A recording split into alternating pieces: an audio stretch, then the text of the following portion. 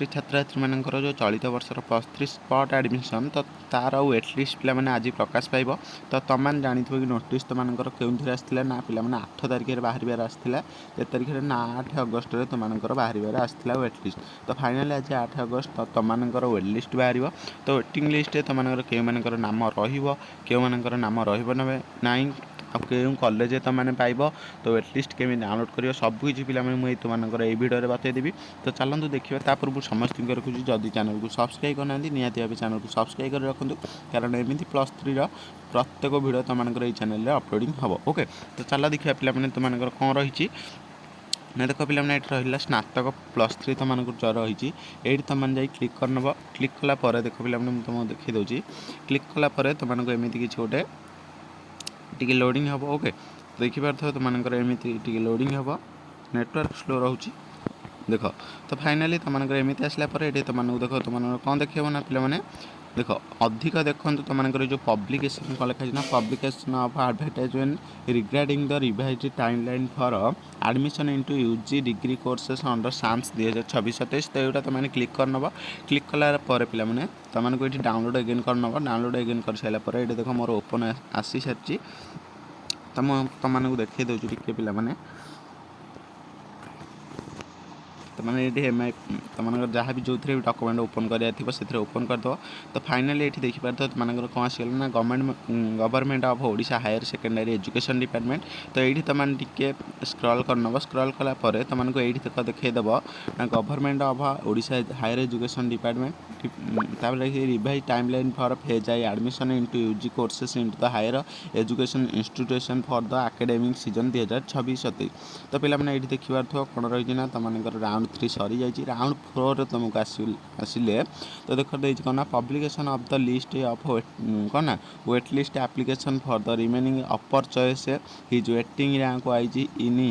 His space as well the students login as per actual vacancy as 5 August कौन ना 2026। तुम पे तुम के बाहर ना तुम जो वेट लिस्ट रही है तुम आज 8 अगस्त तुम प्रकाश पाइब। आज केतटा ना 12टा तो नॉन लिखाई। ओके दिन 12टार बाहर पारे कि राति 12टार बाहर पारे बुझीपार। तो देख 12टा रही। ओके 8 अगस्त तुम प्रकाश पाइब। आज दिन 12टार तुम प्रकाश पाइब। तो क्यों मैंने पाइबे वेट लिस्ट क्यों मान नाम आसो ना पे जदि तुमको 3 नंबर कॉलेज आसी 3 नंबर कॉलेज उपर तुम आहरी 2टी कॉलेज रही से 2टी कॉलेज तुमको वेट लिस्ट नाम आस प्रत्येक पिलाकर समस्त कॉलेज पे वेट लिस्ट ना आसो कहार भी वेट लिस्ट ना कटो ना। तो क्यों मानकर कटो ना जो मानकर पे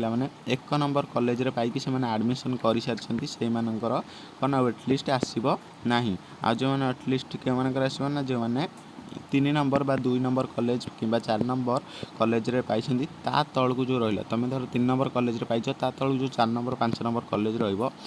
रे तुम वेट लिस्ट रे नाम आसोनी ताठू 3 नंबर रे ऊपर जो 2 नंबर और 1 नंबर रहा अपर प्राइम जो रहा तुम अपर कॉलेज रे से अपर कॉलेज रे तुम ना आसो बुझीपार। से अपर कॉलेज रो वेट लिस्ट ना आसो ये वेट लिस्ट तुम किसी भी करा पड़ोनी तुमने व्यस्त हुए तुमने केवल रुह तुमने जहाँफल तुमको वेट लिस्ट ऑटोमेटिक तुमको नाम आसो। ओके तो जो मैंने कौच सेम कॉलेज ऑनर्स चेंज करने को तो सेम कॉलेज रे कहीं भी ऑनर्स चेंज करना स्पॉट रे केवल एडमिशन स्पॉट एडमिशन कर। ओके स्पॉट एडमिशन कर। तो स्पॉट वेट लिस्ट आज नाम आसले तुम physically reporting of interested wait list application for the submission of CFP along with कौन relevant documents in their respective his for participating in the waiting list admission round the interested applicants must appear in person. However a representative with valid ID proof may also permitted to report on their behalf। पे तुम आज wait list बाहर तुम spot apply के आरंभ हो ना पे 10 अगस्त 11 AM रू पे 11 अगस्त 4 PM पर्यंत तुम स्पॉट आप्लाय हम। ओके तो स्पॉट वेटिंग लिस्ट बाहर तुम जो कॉलेज आसो तुमने फिजिकाली पे तुम कौन ऑनलाइन मध्यम तुमने कर स्पॉट एडमिशन आप्लाय। तो जाकि तुमने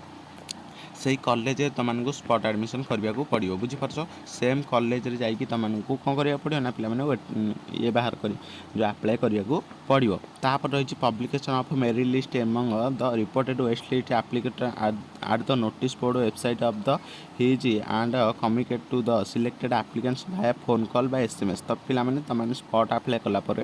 तुमर क्यों कॉलेज रे आसीबो ओके क्यों कॉलेज रे आसीबो तुमने केबे आसीबो ना 12 अगस्त तुमको सही कॉल रु फोन कॉल बा एसएमएस माध्यम तुमको कांटेक्ट करेंगे बुझीपार तुमने कौन 8 अगस्त तुमको आज वेटलिस्ट आसो तुमको जो कॉलेज वेटलिस्ट आसो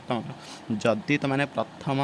नंबर कॉलेज रे तुमने एडमिशन कर सारी से वेटलिस्ट ना आसबनी जो मैंने द्वितीय तृतीय चतुर्थ ता तलू जो मैंने सब एडमिशन कर से कॉलेज न पढ़ी तार ऊपर प्राइमरी पढ़ाई चाहूँ ताल तुमने स्पॉट एडमिशन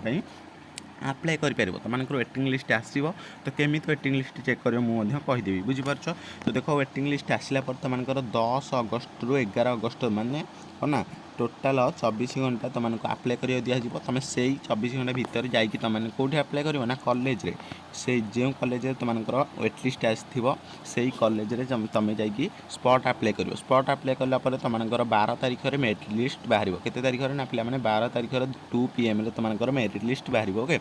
से कॉलेज वेबसाइट कि से कॉलेज को जापर कि कॉलेज जो वेबसाइट रही प्रकाश पाइब जहाँफल तुमने देखिपार बुझीपार तापर देख तुमने कौन रहा ना reporting of the wait list application for the validation of documents final admission collection of admission fees where applicable directly by the HEIs in online mode net banking challan NEFT UPI इत्यादि और admission updating of the wait list application space of the HEIs तो पे तुमने के spot तुमको college तुमको जो merit list आसी सारापर तुमने 13 अगस्त रु 14 अगस्त पर्यंत जाकि एडमिशन कर बुझीपार कौन रही ना एडमिशन तुमको final admission collection of admission fees तुमने 13 अगस्त रु 14 अगस्त तुमको 2 दिन तुमने एडमिशन जाकि स्पॉट एडमिशन से कॉलेज जो कॉलेज तुमने जाकि स्पॉट अप्लाई कर से कॉलेज जाकि आसला पर मेरिट लिस्ट जाकि तुम से कॉलेज तुमको कौन कर ना पे कौन कर पे तुमने जाकि अप्लाई कर बुझीपार देख publication of phase 2 admission process will be notified later okay तुमको जो फेज 2 तो सहीटा तुमको पुणी साम्स अंडर नोटिस मिले जहाँफल आम चैनल वीडियो आसो तो कही रखुँ समस्त चैनल को सब्सक्राइब कर चैनल को सब्सक्राइब कर